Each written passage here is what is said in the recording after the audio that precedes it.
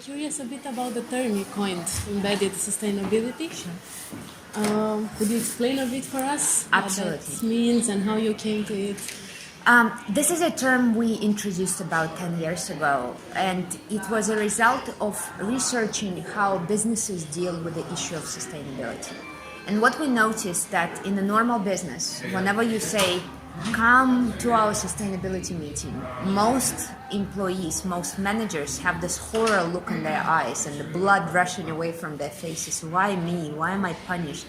There's a general negative relationship to this word. And because of that, most businesses look at sustainability, that's something that lives outside of the company. There's a department that takes care of it, and it's not our normal life, it's not our normal business.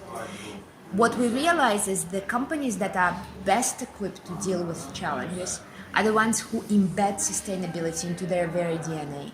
So it's no longer a bolt-on version of reality where it's just a sidekick story that doesn't relate to us, but it's embedded into the way we do business, the way we make decisions, the way we produce, the way we market, the way we do everything. So in those companies, there's no department of sustainability, it's everyone's job, and it's often not even called sustainability, it's just called smart business. So the idea of embedded sustainability, that if you want to not only do good for environment and society, but also do very good for the shareholders, you must marry and create a plus value for the society, value for the environment, and value for your shareholders. That's what embedded sustainability. Like a win-win-win. Like a win-win-win. Yes. Awesome. And could you tell us some examples of how you helped some businesses maybe reinvent themselves? Sure. Most of our work is an accident, but I've been honored to be part of a number of beautiful projects throughout my life. My very first project was being part of a team working on Green Mountain Coffee Roasters. It's a US company that was working on completely redesigning its relationship to the suppliers. So if before coffee was just bought from the bulk supplier, from a trader, now Green Mountain Coffee Roasters has a very close relationship to the coffee growers and creates opportunities for win-win. It's no longer just a transaction, it's an actual partnership. And this first story then led to a second one, Fairmount Minerals. It's a mining company. That company made sustainability in essence of what they do, but also was able to grow financially. I've worked a lot in mining. One of the projects that I'm engaged in right now is a very large, about 75,000 people, mining company. And this was a publicly traded company, very known, ENRC. But at the time that I came to become part of the community, it was struggling with performance. And I'm very happy to be part of a crisis team that turned the company around and now bringing it to the next level. It's doing well, it's also creating completely new businesses, creating a lot of employment, and simultaneously changing the relationship to ecology and other social benefits. It really sounds great. Yeah. Really, I think we should have more people like you. I think, well, my philosophy is very simple. You don't need me. So when we start working in consulting, to every client I say, our job is to make us unnecessary. You should have the skills in-house. This should be part of your normal way of doing business. And we do introduce normal reinvention processes. So we believe that this should be a normal cycle. Every company should renew itself. We create teams that do know how to do it. We train people how to do it. We create a process that allows everyone to really transform and go with the ups and downs of the market. So it's a normal part of life. So no, we don't need us. You need you. And you have those skills. You know, all of us are born reinventors. You have them from birth. You just cleaning them up a little bit and bringing them back to full use. Connecting to this, you also had the term of overfished to ocean strategy. Yes. How does that build on the initial, the red and blue ocean strategy?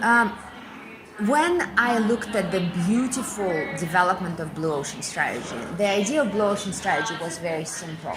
Stop competing where there's already a lot of competition. That's what they called Red Ocean, where the sharks are eating all the other sharks and everyone is spitting blood everywhere. So stop competing where the ocean is already filled.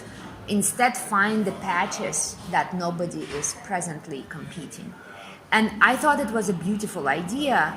I also recognized for myself from the sustainability research is that a lot of the struggle that companies are having with competition has to do with the access to resources. So the ocean might be red and blue, but it's severely overfished. There's simply not enough resources left. So I wanted to help companies using the same idea. Let's invent a new market. Let's invent a new product. Start looking at resource depletion as a source of new innovation, because the ocean, the economic ocean, is severely depleted. We are seeing lack of almost every resource. We're seeing a lack of stability. We're seeing a lack of predictability in regulation. The ocean is very stressed. Now we can react to that in a defensive manner and say we just don't do anything, nothing is possible, or we react to it proactively as this is a business opportunity, we have new limits, how about we use them to reinvent? And do these concepts apply for a country reinventing itself? Oh, absolutely. Absolutely. You can see already today countries that are thinking about putting the resource depletion at the center of their country strategy. And then there are some countries that are unfortunately completely ignoring the fact that they're coming to the end of their rope and it's time to completely rethink how they're gonna compete.